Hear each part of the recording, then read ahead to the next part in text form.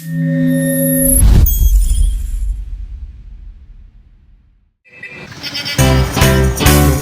araw, nagmamaniw sa iba. Aking nakita, babaeng saksakan ng ganda. Sinundan ko ang conscience. So, I remember nung nag-take ako ng UPCAT. Grabe yung kaba ko nun. Kasi, as far as I can remember, lifelong dream ko siya na na-inspire ng tatay ko na isa ring UPCAT passer and isko. And, nung day na yon, parang, imagine yung lifelong dream mo siya, tapos, biglang, nandiyan na siya sa harap mo. It's so unreal na maisip na yung day na yon, dun nakasalalay yung magiging future mo. Tapos, ayun, nung nagsasagot ako, nanginginig pa ako nun kasi kinakabahan na ako, tapos nakatapat pa sa akin yung aircon, kaya grabe yung lamig na nararamdaman ko. Pero thankfully, natapos ko siya. Nag-celebrate kami, tapos naka-feel ako ng sense of relief kasi natapos na yung hard part, tapos waiting period na lang.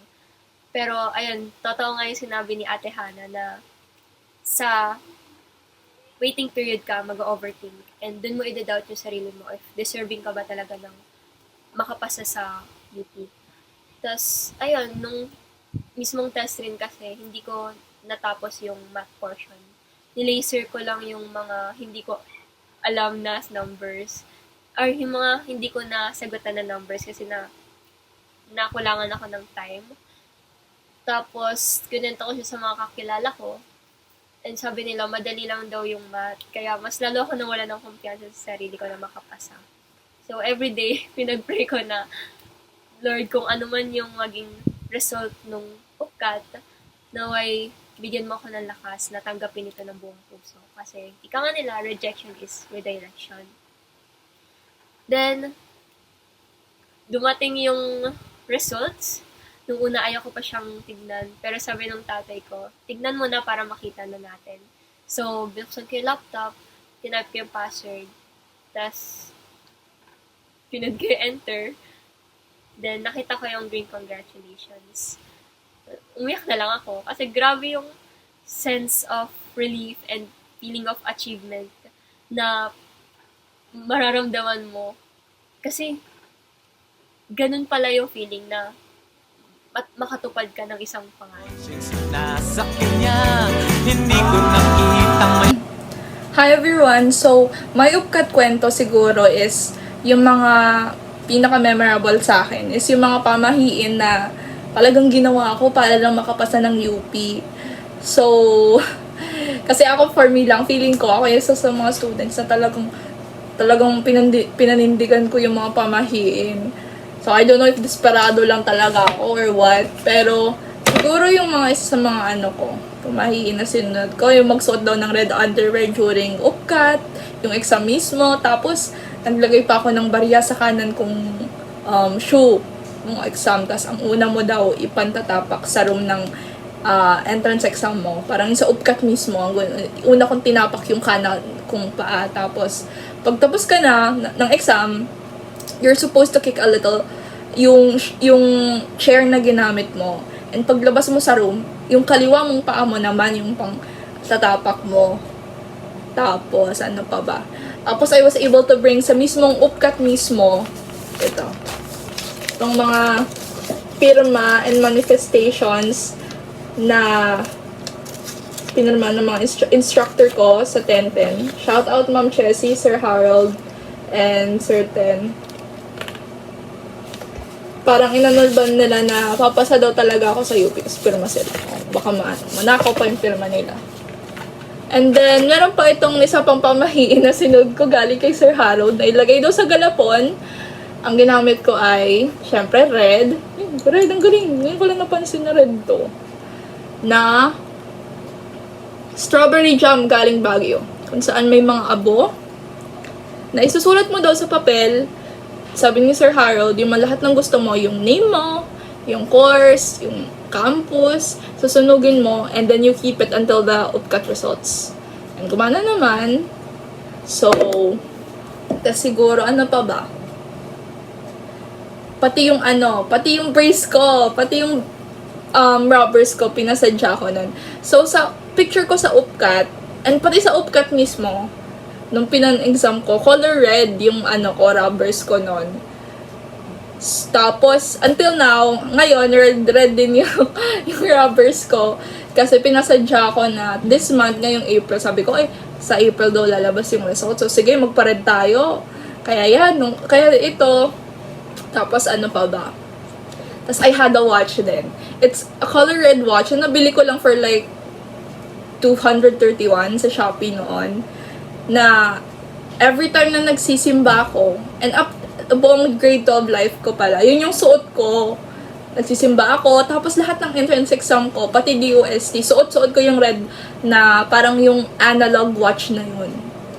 Kasi red, di ba? Sinadya ko pa talagang red yun. Tapos, ang ano pa nun, is nung last week, for like 2 weeks straight, nung mga days na pinaka-inestimate or hinulaan na lalabas yung result, naka-red ako lahat.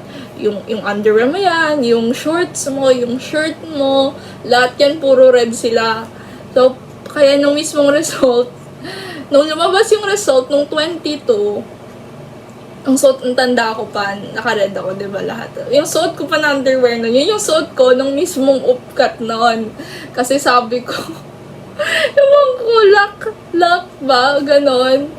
Tapos, yun yung mga pinaka-memorable sa akin.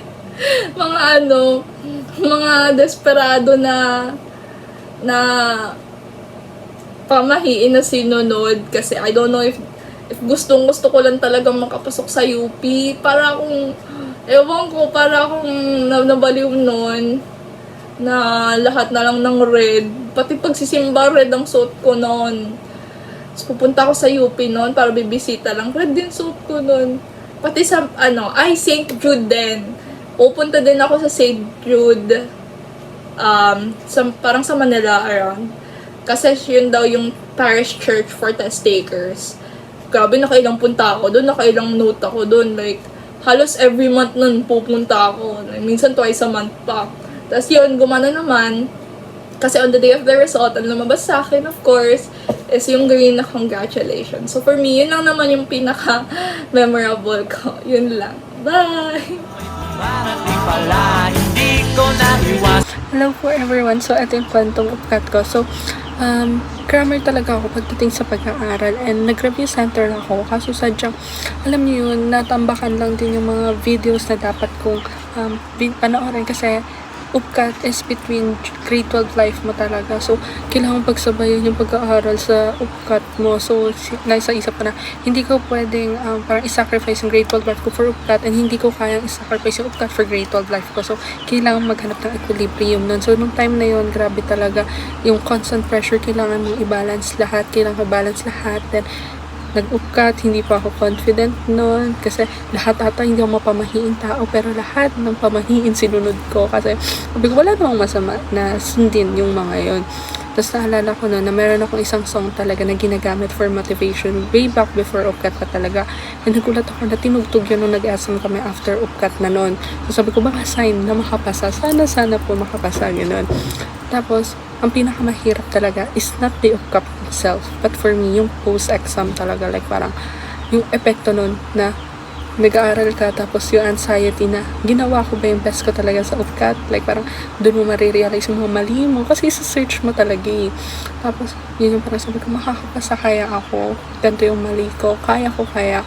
Grabe talaga yung countless nights na dinadoubt ko yung sarili ko. Pero yun, yung advice ko talaga sa inyo is that don't doubt yourself. Alam kong gagawin niyo yung best nyo. And please don't cram talaga yung pagre-review kasi mas maganda na may mga fundamentals ka sa different subject which is the math, science, and English. So, wag nyo ikakram yung pagre-review ko and believe in yourself. After the UPCAT, magpahinga, take some rest, and wag nyo ipapressure yung sarili nyo kasi kung para sa inyo talaga, ibibigay yun ni Lord. So, good luck sa mga mag-take ng UPCAT. Padayon, guys! Kami bigla nagkabanggaan.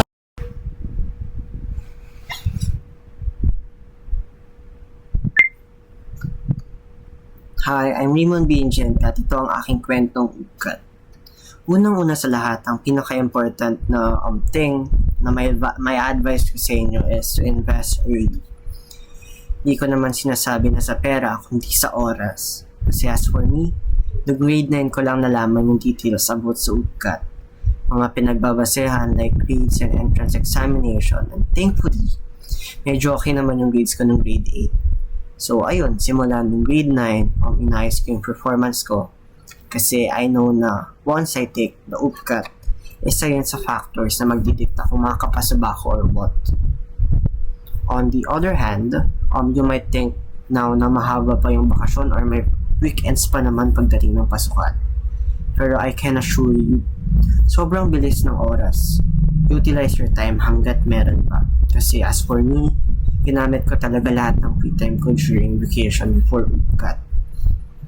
Di naman lahat as in, pero syempre I tried my best when it comes to utilizing my time. So, one advice is if you're feeling a bit unmotivated in studying, try to imagine yourself in that specific campus you want, in that specific college, and in that specific program. Kasi I'm sure ako na effective yan as a motivation.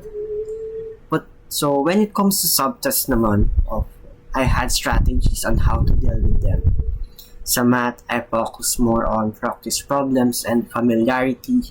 Sa science, more on sample questions kasi masyadong malawak yung coverage nun. Sa two subtests na weakness ko talaga, which is reading comprehension and language proficiency. I tried my best on reading books and of course daily doing daily vocabulary just to mapadali yung subtest na yun for me.